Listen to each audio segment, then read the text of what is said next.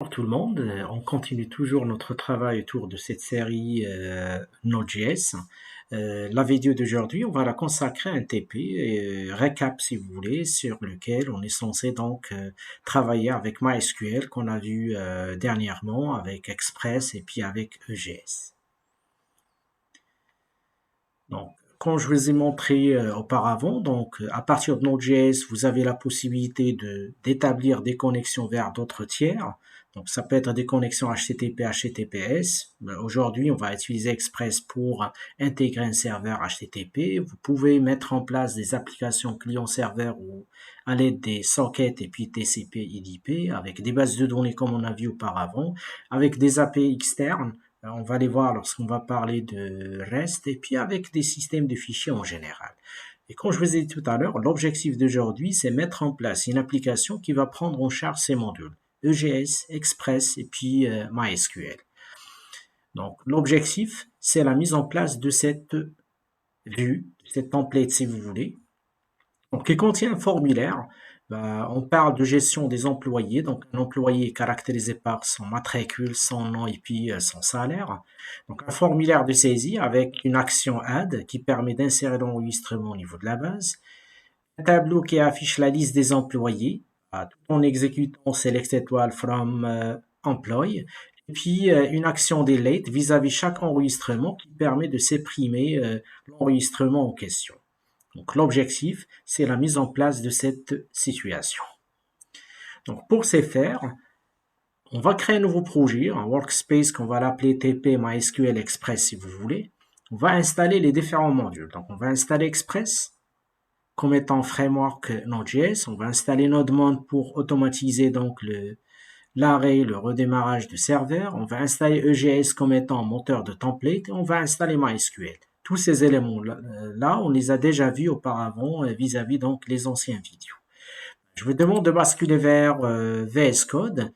Et là, à ce niveau-là, comme je vous ai dit tout à l'heure, Workspace TP MySQL Express, je commence par l'installation des différents modules. Donc, j'ouvre un nouveau terminal. J'installe le module npm install express. Une fois le module est installé avec ses paquets connexes, on est censé installer donc le deuxième module, à savoir le NodeMon, puis le troisième module EGS pour la mise en place d'un moteur de template, et à la fin donc le module MySQL pour assurer l'interfaçage avec votre base de données en général. Donc en attendant l'installation, on passe à l'architecture de notre projet.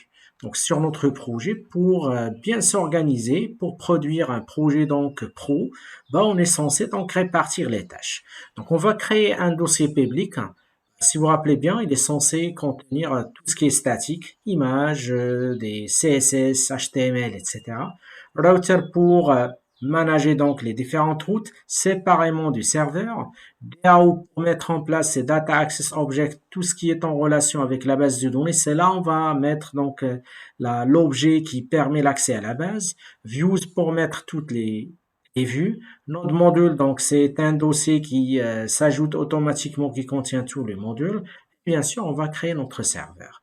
Donc, on va essayer de vérifier ce que le Express, voilà, il est bien installé. On installe maintenant le NodeMon.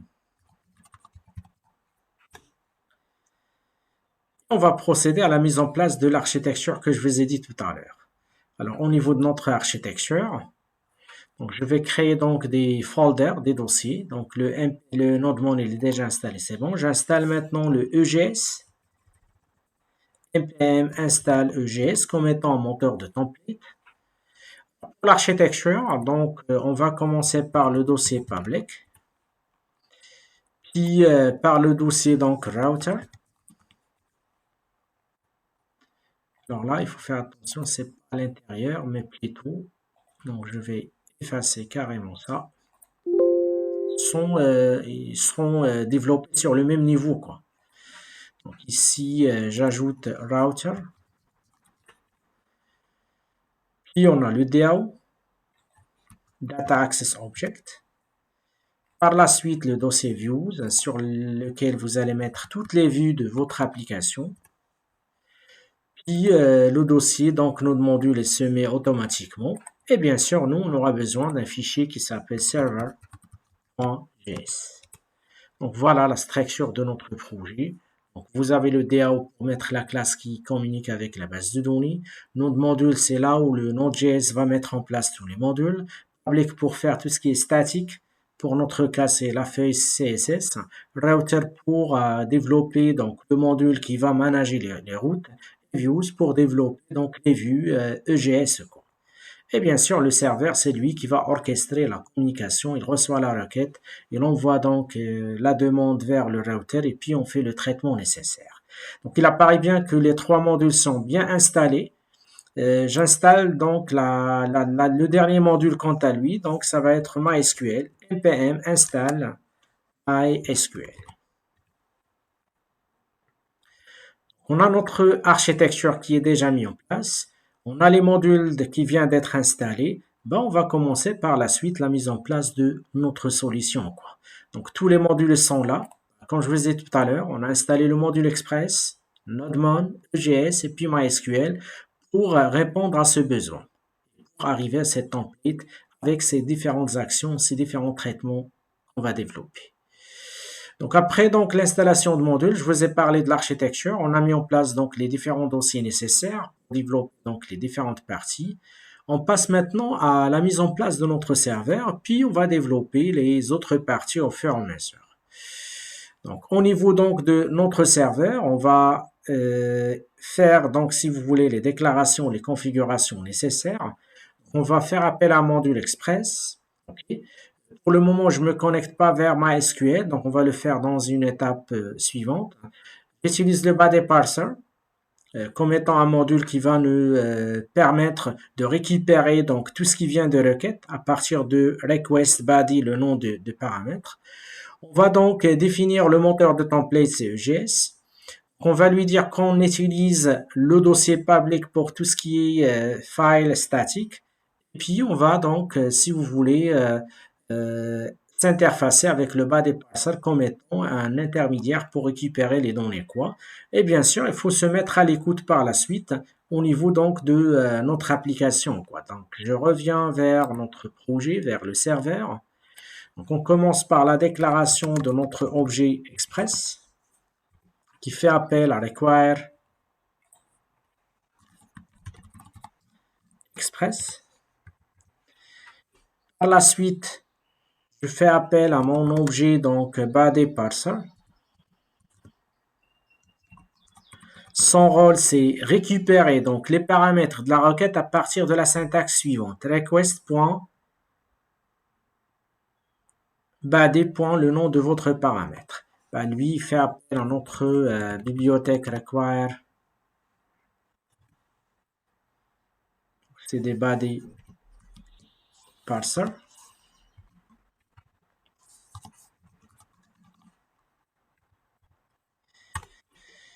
Par la suite, on va définir la template. Donc, on va utiliser donc, si vous voulez, une autre variable qui va prendre en charge donc l'instance de Express, d'un objet donc du framework Express.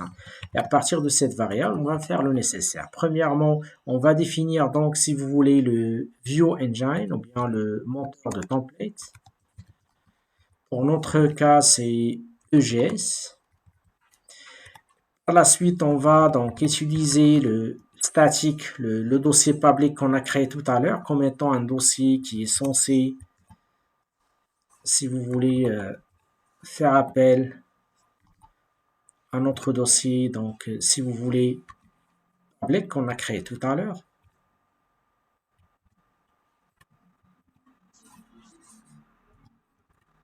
Donc ici, ça va être un plus, pardon. C'est le dossier public. Pour éviter les utilisations de chemin, donc si vous voulez absolu ou quoi. Et bien sûr, par la suite, on va faire appel à notre app.use. On fait appel à notre body parser et plus précisément à l'URL encoded. Et on va faire appel à extended, donc on va la mettre à true. Par la suite, on va définir notre, si vous voulez, port avec app listen. On va se mettre à l'écoute sur le port 85-85 puisque j'ai déjà Apache qui se met à l'écoute sur le port 80-80 sur, si vous voulez, XAMPP. Et voilà, donc à ce niveau-là, donc on est censé, si vous voulez, faire appel. Donc à ce niveau, je fais appel à console.log server HTTP connected. On va vérifier déjà ce bout de code qu'on vient de mettre en place et puis on va l'améliorer, lui ajuster pour répondre aux besoins de départ. Donc voilà notre serveur. Je lance le terminal par la suite. Je tape la commande npx nodemon server.js.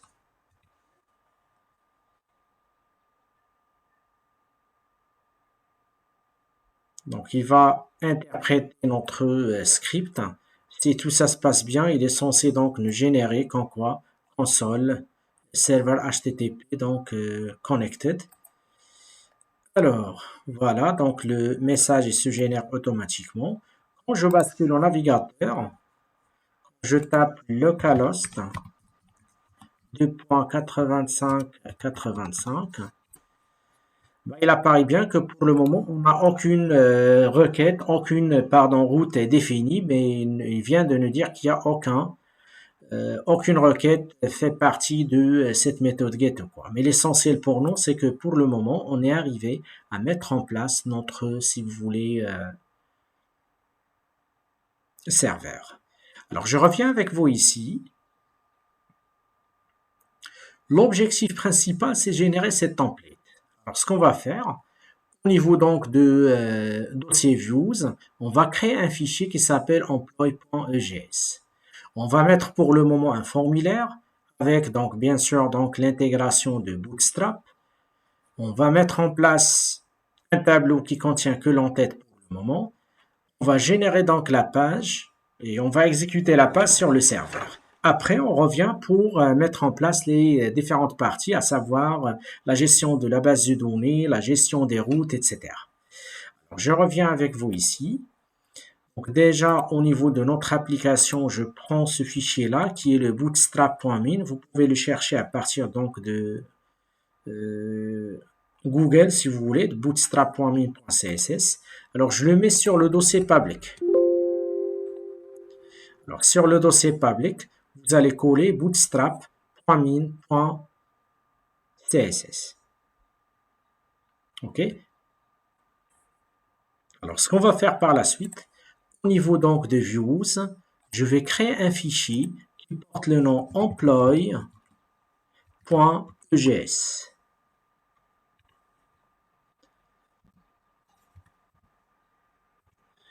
Donc, je mets en place le contenu, si vous voulez, HTML.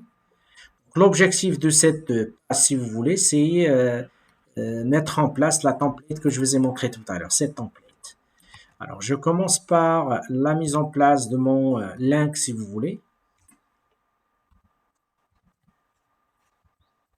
Je vais ajouter ma feuille de style. Alors, style sheet.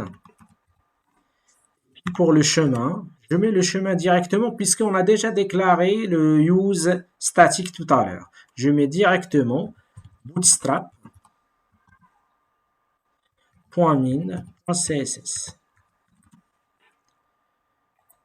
Automatiquement, Express il va aller chercher dans le dossier public puisqu'on a déjà mis en place cette déclaration. Après, donc au niveau de body, donc j'ajoute un div avec la classe container par exemple. À l'intérieur de div, donc j'ajoute un formulaire.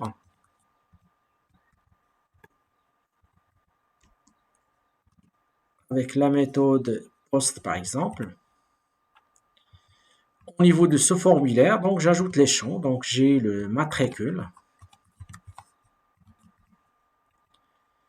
Donc, j'ajoute un input. Donc, le matricule doit être de type number. Au niveau de name, donc ça va être math.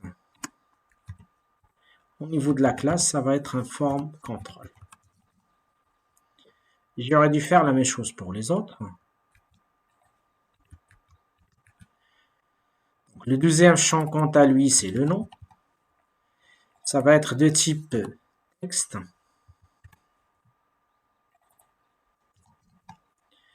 Le troisième champ, c'est le salaire. Lui-même number. Et je vais l'appeler sal.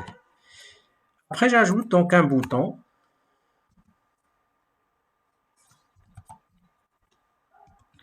Au niveau de type, ça va être submit.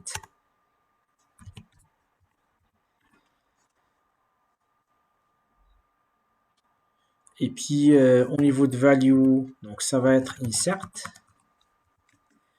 Au niveau de la classe, donc j'applique la classe btn success par exemple. En dessous d'état de formulaire, donc j'ajoute un tableau avec la balise table.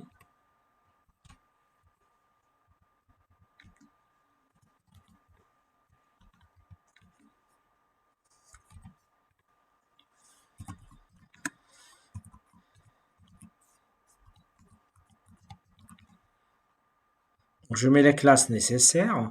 Pour le moment, donc j'ajoute donc la première ligne qui est l'entête avec des th. Donc ici, vous avez matricule. Puis par la suite, les autres éléments, savoir le nom.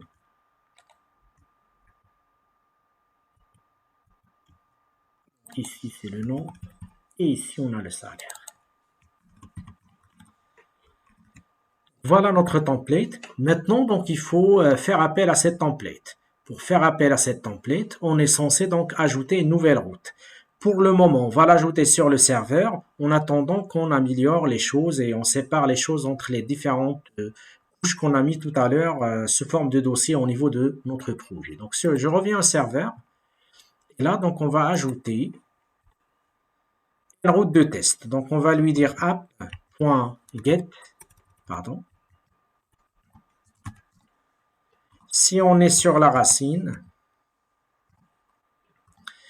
avec request et puis response, vous êtes censé donc faire appel à notre response.render, on les a déjà vus auparavant. Je fais appel à mon fichier employee que j'ai créé tout à l'heure. Je suis en train de dire au serveur, si je suis sur la racine, vous êtes censé me donner le rendu de la suivante. Il va aller la chercher à partir des views. OK. Il va donc chercher la page employee EGS. Il va interpréter son code et puis il va l'afficher sur le navigateur. Je teste la page. Alors là, je suis sur la racine. Quand j'actualise, alors là, je me retrouve avec la page en question. Sauf que je vous demande de remarquer que la feuille de style n'est pas prise en compte. C'est-à-dire qu'il y a quelque chose qui cloche. On va voir ensemble comment l'essentiel, la page s'affiche au niveau du navigateur. Alors nous, on a mis notre dossier public, il est déjà là. On a mis donc le bootstrap.min.css. Je vais vérifier la syntaxe. Alors c'est bootstrap. Style sheet, c'est ça le problème. Donc il manque un S à ce niveau-là. J'actualise par la suite.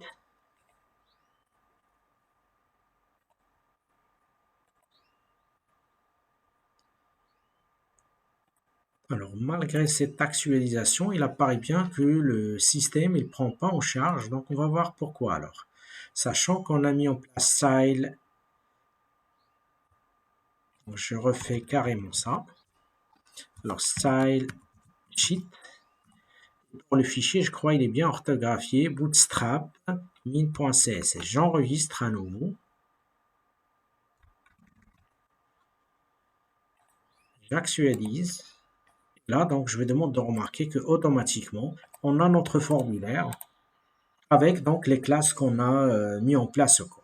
C'est-à-dire que la template maintenant elle est là. Il faut développer tout ce qui est autour de cette template. Bien sûr, donc je reviens avec vous ici. À la place de mettre la route au niveau donc de serveur, je vous ai parlé à un certain moment lors d'une vidéo de routage et je vous ai parlé de la classe Express Router qui permet de manager d'une façon, si vous voulez, plus sophistiquée vos routes. C'est pour ça, nous, tout à l'heure, on a créé notre router. Ce qu'on va faire au niveau de router, je vais créer donc un nouveau, si vous voulez, fichier. Je vais l'appeler router.js. Alors, qu'est-ce qu'on est censé mettre dedans? Donc, on va mettre dedans les éléments nécessaires pour définir la route ou quoi. Donc, c'est-à-dire au niveau de router, vous êtes censé donc faire appel à votre router pour définir donc les parties nécessaires de votre application, quoi. Alors, ce qu'on va faire alors, c'est que au niveau de router, ce qu'on va faire, on va faire appel à notre express et à notre express router comme je vous ai dit tout à l'heure. Donc, je déclare mon express à partir donc de require express. Puis par la suite, je déclare mon router. À partir donc de express.router. C'est un objet de type router qui va manager donc et définir toutes les routes en question. Et par la suite, je suis censé définir les routes. Alors, ce qu'on va faire, c'est que je déplace la route de tout à l'heure, celui-là. Donc, je vais le couper. Et je le déplace à ce niveau. À ce niveau-là. À la place de app, maintenant, j'ai l'objet router qui prend la responsabilité. Voilà, donc la route, elle est là avec tous les éléments nécessaires. Ce qu'on va faire par la suite, c'est que on va faire appel à cette route à partir donc de Express. Donc, je reviens vers le serveur pour qu'on puisse arriver à cette route, puisque là, si j'exécute le projet à nouveau, après avoir enregistré, donc si je reviens avec vous ici, j'enregistre le serveur, j'actualise la page. Pour le moment, il va nous dire qu'il n'y a aucun, si vous voulez, résultat pour le point de terminaison, bien le path slash, puisque j'ai déplacé, donc, si vous vous rappelez bien, la route. Alors, ce qu'on va faire alors, c'est que au niveau de notre projet, on va ajouter le app. Mais avant d'ajouter ça, j'ajoute le router. Donc, var router. Je fais appel à require .slash.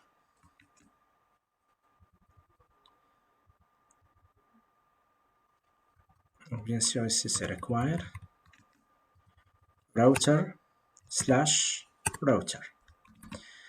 Avant de faire appel à ce router, il faut le transformer sous forme de module. C'est pour ça donc je suis censé faire par la suite module.export pour que je puisse l'utiliser à partir de l'extérieur. C'est notre router. Le module il est prêt à être employé par d'autres tiers. Au niveau de serveur JS, j'ai déclaré donc une instance vers le router, ce module. Après, je fais appel à app.use et je donne le nom de l'objet router. J'enregistre et vous allez voir maintenant quand j'actualise, j'ai l'accès à la page sans aucun problème. Alors nous, lorsqu'on va faire appel à path racine, c'est-à-dire slash, on fait appel à Express. Express, quant à lui, il va déléguer la tâche à notre router. Le router, quant à lui, il va récupérer le path, il va faire le traitement nécessaire. Pour le moment, il vient d'afficher donc tout simplement la template ou bien la page. OK? Donc, on continue maintenant notre travail. Notre objectif, si je reviens vers la template, c'est que lors de l'achargement de la page employee.EGS, on aimerait bien que le système puisse afficher tous les enregistrements de la table. Donc, ce qu'on va faire alors, je bascule vers MySQL. Je vais créer une nouvelle base de données, je vais créer une table, j'alimente la table par quelques enregistrements pour que je puisse les utiliser au niveau de l'application.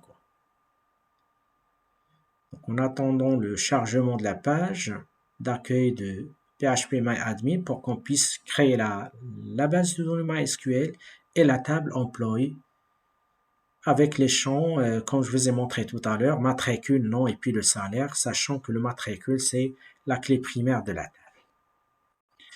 Voilà notre base de données. Donc, on va créer une nouvelle base de données. Donc, je clique sur l'onglet base de données. On va l'appeler donc TPDB. Au niveau de cette base, je vais créer une nouvelle table. On va l'appeler Employee avec 3 champs.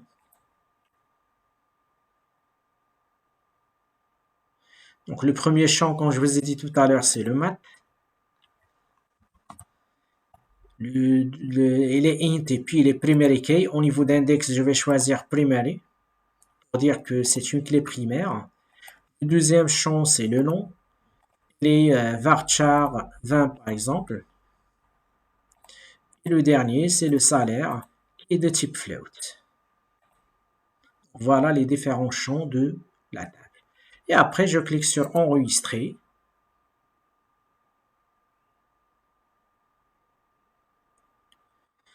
Voilà la table, voilà la structure. Un champ matricule qui est clé primaire, un champ nom qui est varchar et puis un champ salaire. Je vais insérer quelques jeux d'enregistrement.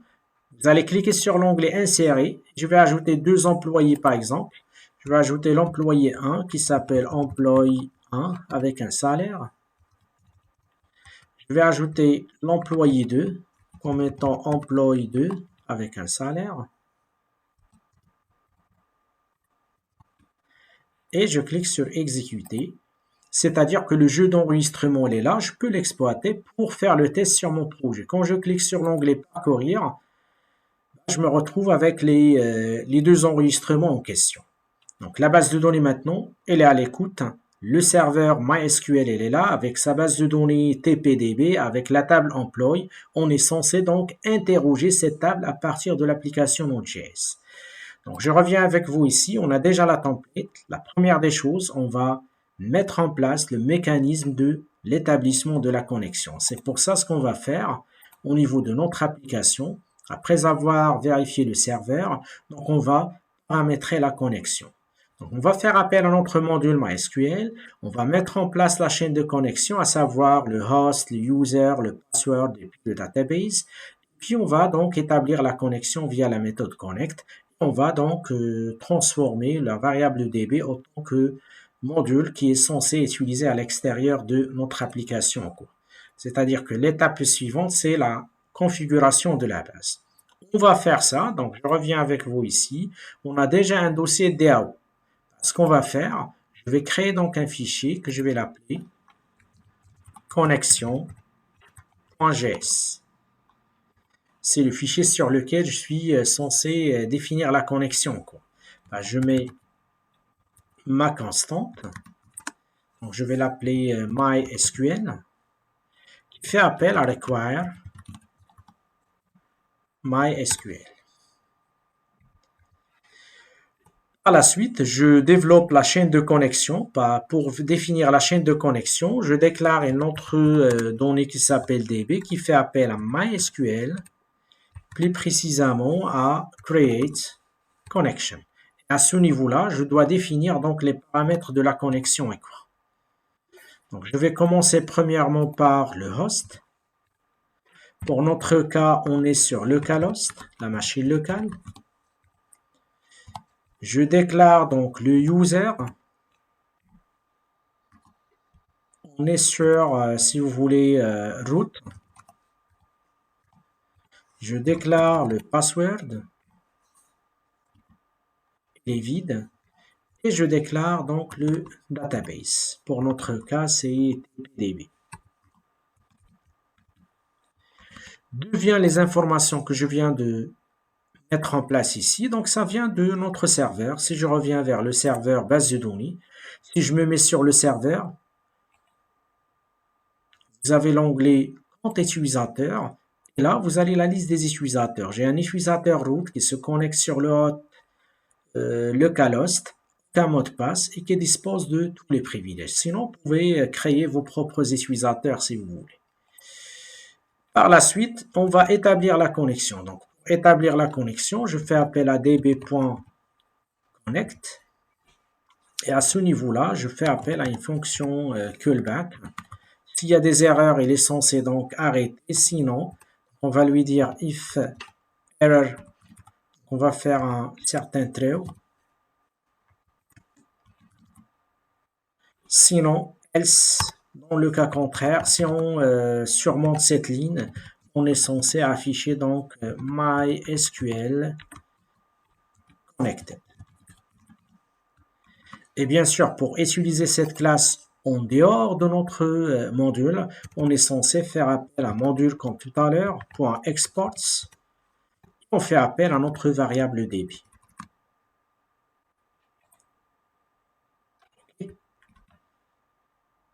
Voilà donc la classe connexion.js qui est définie au niveau de la couche DAO, Data Access Object. C'est lui qui va s'interfacer avec la base de données MySQL. Donc l'étape suivante, je reviens avec vous ici. On a déjà la template, on a déjà la classe ou bien l'objet qui est capable de s'interfacer avec la base de données. On est censé maintenant exécuter une requête select qui va aller chercher tous les enregistrements. Par la suite, il va le confier à la page employee. On est censé les récupérer et les afficher sur la page. Donc pour ce faire, donc je reviens avec vous ici. On a déjà donc le serveur, on a déjà la connexion. Donc on va développer une méthode qui porte le nom app.getEmployee qui permet l'exécution de select étoile from employee qui retourne le résultat qui va faire un rendu vers la page employee avec un résultat qui contient la liste des employés ou quoi. Donc bien sûr, on est sûr que toutes les routes sont définies au niveau de router.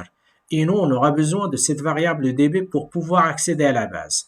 On va donc customiser notre router. Je reviens au router.js.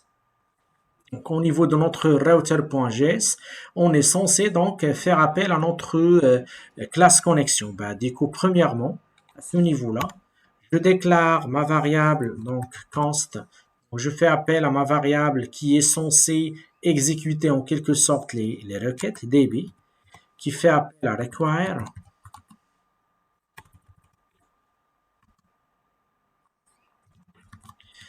Là, je mets 2 points pour se mettre à la racine. Slash, je fais appel à DAO. Slash, je fais appel à connexion. Je récupère la variable db. Par la suite, ce qu'on va faire, comme je vous ai dit tout à l'heure, je suis censé donc faire la chose suivante. Je vais créer donc une nouvelle route. Je peux copier celui-là. On va l'appeler employee. Il prend en charge request et puis response. Alors, qu'est-ce qu'on va faire par la suite? On va faire appel à notre variable db. Puisque c'est une variable qui prend en charge la connexion, je fais appel à query pour définir ma requête. Au niveau de la requête, on va donc faire une sorte de select. Donc, select étoile from,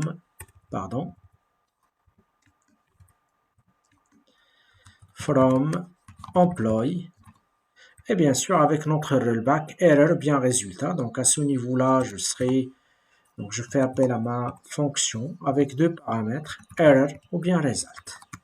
S'il y a des erreurs, on est censé donc s'arrêter. S'il y a des erreurs, donc on s'arrête. Sinon, on est censé donc si error, comme tout à l'heure, donc ça va être des true error. Else, on va faire ce rendu.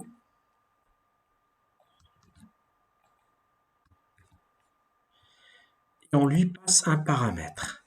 Donc, le paramètre qu'on est censé passer, donc ça va être s par exemple, qui contient le result qu'on vient de définir ici, celui-là. Donc, je fais appel à result. Alors, je demande de remarquer qu'une fois qu'on a fait appel à MySQL, donc la connexion s'effectue correctement sans aucun problème. Donc, la route qu'on vient de créer permet donc, il s'exécute lorsqu'on est sur le path employee. Il va exécuter la requête select étoile from employee. Par la suite, s'il y a des erreurs, on s'arrête. Sinon, il est censé nous donner un rendu sur la page employee.js tout en lui envoie donc un objet qui s'appelle imp qui contient le résultat, c'est-à-dire la liste des différents employés ou quoi. Ce qu'il faut faire par la suite, il faut customiser. Je reviens avec vous ici. Il faut customiser alors notre employee OGS pour qu'il puisse afficher tous les enregistrements. Puisque là, quand je mets slash employee, plutôt avec S,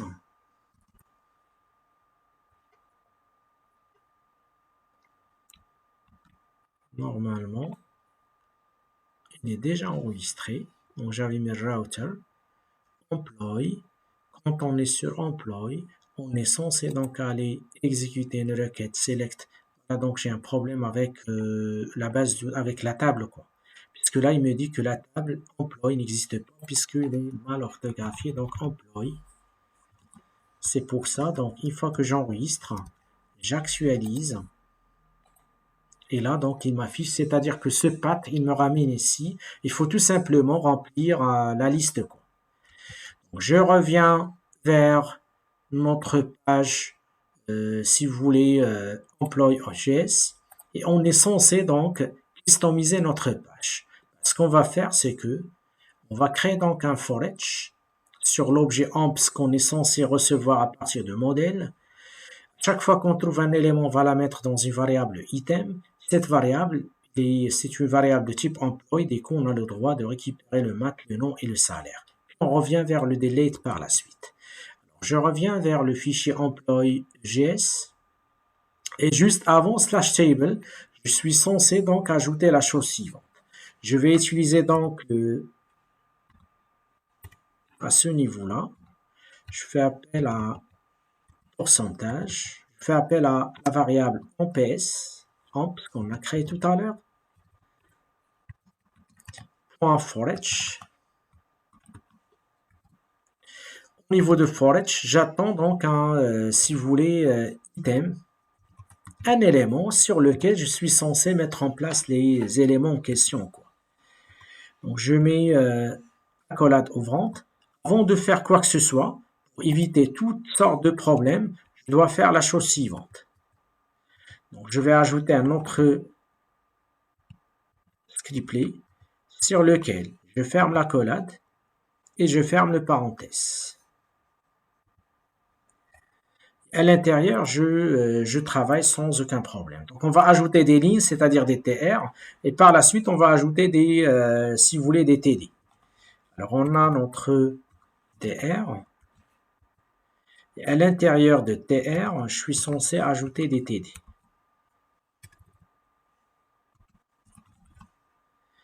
Alors ce qu'on va faire dedans,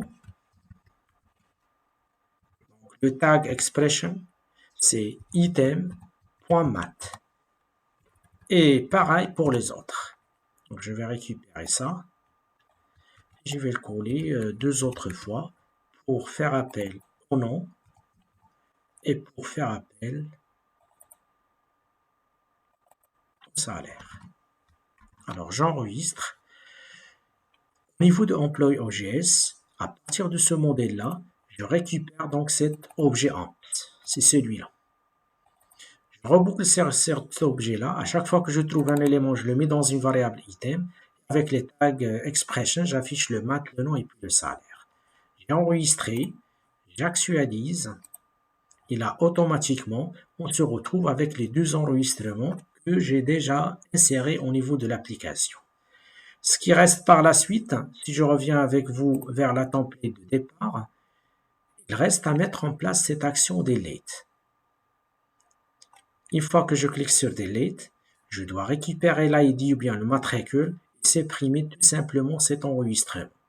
Donc, pour ce faire, on va ajouter un autre, si vous voulez, au niveau de PH, je vais ajouter donc une nouvelle, si vous voulez, case.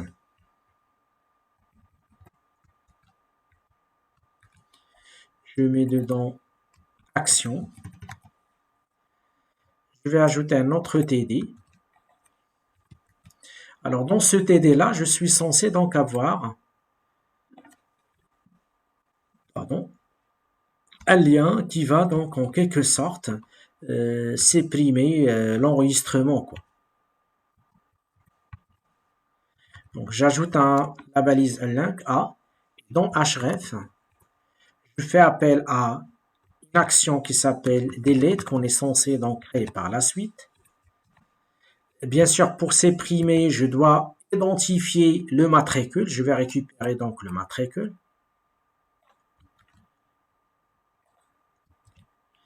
Et puis, je vais l'appeler tout simplement delete. Okay. Après, vous pouvez lui appliquer donc une classe, si vous voulez, qui va lui permettre en quelque sorte de s'afficher donc comme étant un bouton de suppression. Alors, c'est-à-dire là, après avoir donc mettre en place les différents éléments, je vais ajouter par exemple une classe sort btn. J'enregistre, j'actualise la page.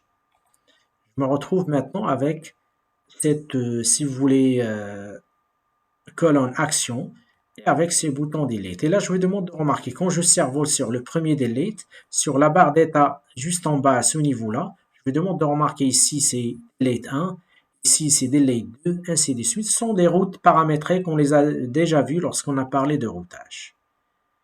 Ce qui reste alors à faire, il reste à développer donc cette action d'ajout, il reste à développer cette action de suppression après avoir affiché tous les enregistrements. On va customiser notre système de routage, on va customiser notre interface et puis on arrive aux besoins, bien aux fonctionnalités qu'on cherche à développer. Donc, quant à l'ajout, à l'insertion d'un employé, on va créer un nouveau, si vous voulez, une nouvelle route qui porte sur le poste, puisque déjà sur le formulaire, si vous vous rappelez bien, je vous ai demandé d'utiliser la méthode post. On va l'appeler add ou bien insert, comme vous voulez. Puis on va faire appel à insert into employee values. On utilise le expression $accolade ouvrante fermante. Là, je vous demande de remarquer request.body.mat, il permet de récupérer donc le champ qui dispose de namemat. On ne peut pas faire ça si on n'a pas défini donc le parser. C'est pour ça au niveau de serveur, je vous ai dit qu'il faut définir le parser pour qu'on puisse récupérer à partir de request body les paramètres en question. Donc on va récupérer les différents paramètres. S'il y a des erreurs, on s'arrête. Sinon, on insère, on redirige l'utilisateur vers la page en question, vers la page, si vous voulez, employee. Alors, je reviens avec vous vers router. Au niveau de router, donc on va ajouter une nouvelle route. Je peux copier celui-là.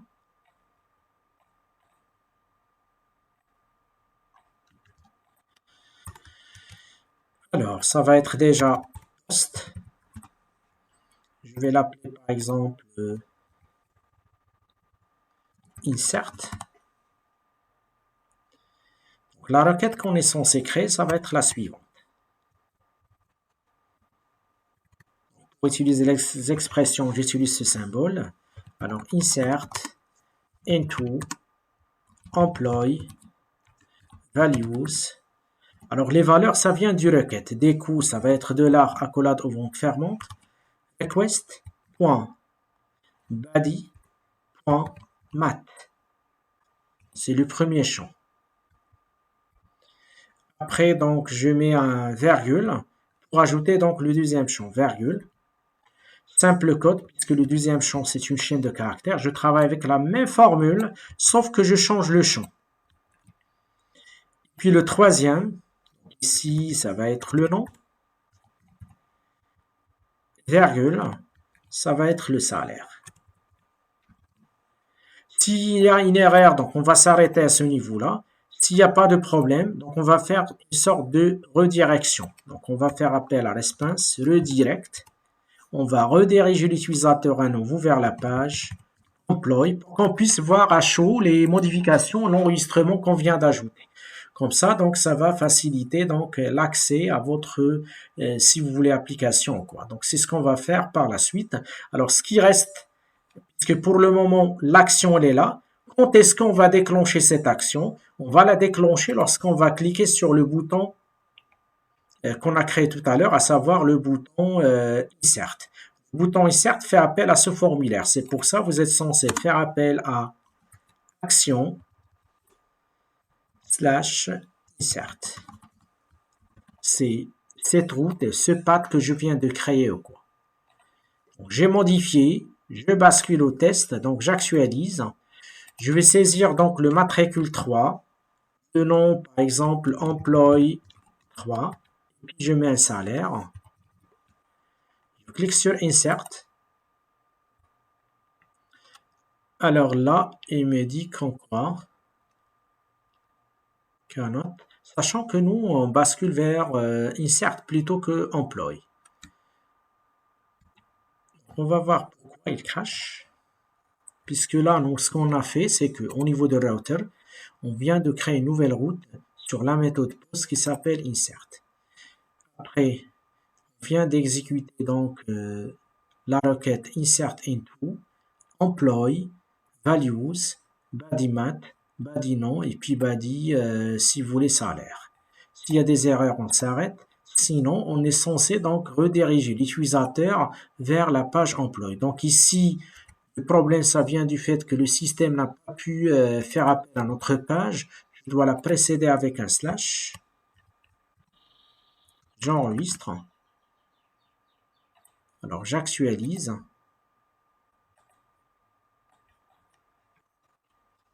Ici, je suis sur Employé. Je crois que l'insertion est bien effectuée. On a seulement un problème de redirection de tout à l'heure. J'aurais dû faire la chose suivante par la suite. Alors, je mets, si vous voulez, employé, plutôt ça va être 4. Employé 4, et puis un salaire.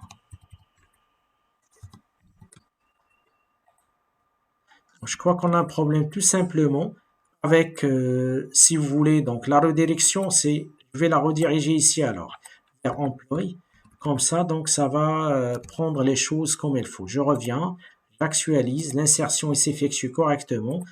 Je mets donc le 5, puis employé 5, et puis un salaire. Quand je clique maintenant sur Insert, vous allez voir qu'il s'affiche automatiquement. J'avais fait la redirection vers cette URL, vers ce path. Donc il apparaît bien que l'insertion s'effectue comme il faut. Il nous reste maintenant la dernière partie, c'est la sépression. Pour la sépression, on est censé faire le même travail qu'avec get, mais on a donc un path qui est paramétré puisqu'on attend le mat. On va faire un delete à partir de la table. Donc on va récupérer donc le paramètre qui s'appelle mat. Et puis toujours, s'il y a un problème, on s'arrête, sinon on est censé rediriger l'utilisateur vers la page principale si vous voulez. Ce qu'on va faire alors, c'est qu'au niveau de VS Code, on est censé donc, je récupère, si vous voulez, cette route, on travaille là-dessus. Donc ça va être, comme je vous ai montré tout à l'heure, des get. Et puis, ça va être delete. J'attends un paramètre, ça va être slash, 2 points, qu'on les a vus auparavant, mat.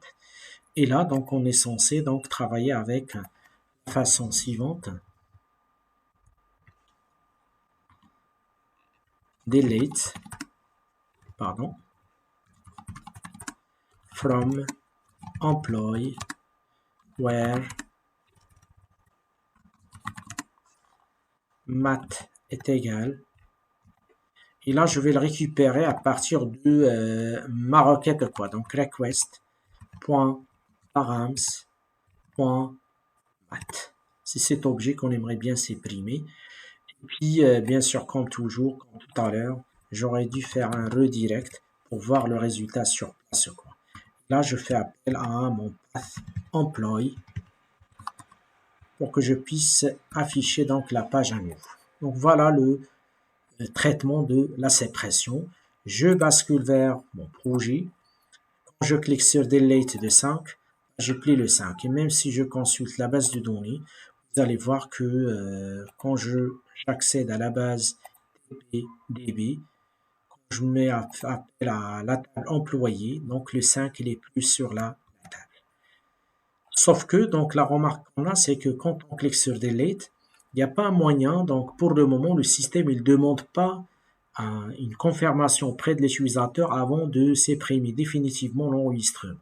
Dès qu'on va voir comment vous pouvez intégrer ce mécanisme de confirmation, quoi. Au niveau de la confirmation, ce qu'on va faire, c'est que au niveau de l'action Delete, on va créer un formulaire qu'on va l'appeler Delete Item Mat comme tout à l'heure. On va créer un bouton qui porte le nom Submit. Et qu'est-ce qu'on va lui dire? Donc, Return Confirm. Êtes-vous sûr de vouloir supprimer l'employé dans le nom tel? S'il clique sur oui, pardon, on est censé donc faire l'opération. Sinon, donc on va le garder tel qu'il est. Alors, ce qu'on va faire alors, c'est qu'on va customiser notre, si vous voulez, traitement concernant la suppression. Alors, je reviens avec vous ici. Donc, à la place de celui-là, donc, je vais copier cette... ce qu'on va faire, c'est que je vais ajouter donc un form. Au niveau de ce formulaire, donc j'utilise l'action delete slash comme tout à l'heure, ça va être pourcentage pour le tag expression. Ça va être item.mat.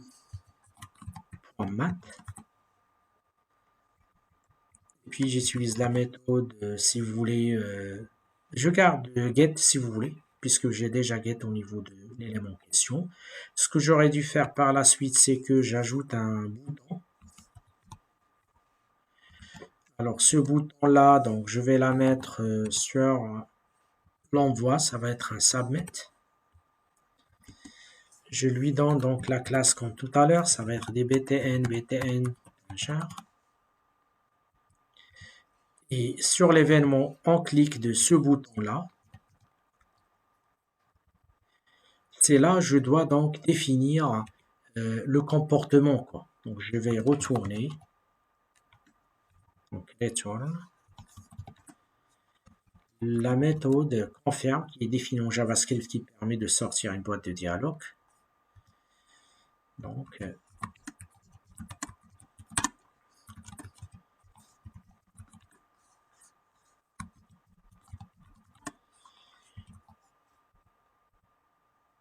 là, je donne le nom de l'employé, ça va être plus parlant, quoi.